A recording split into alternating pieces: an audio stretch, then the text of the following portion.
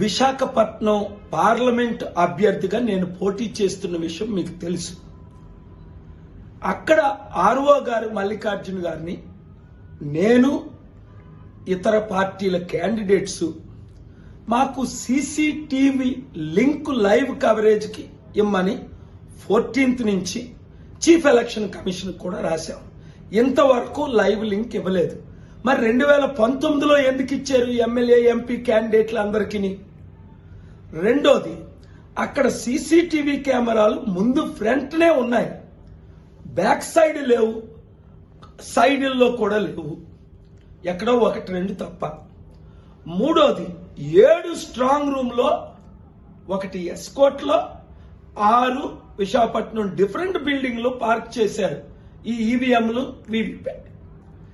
అది ఏ విధంగా సెక్యూరిటీ ఉంది, 3 టైర్ సెక్యూరిటీ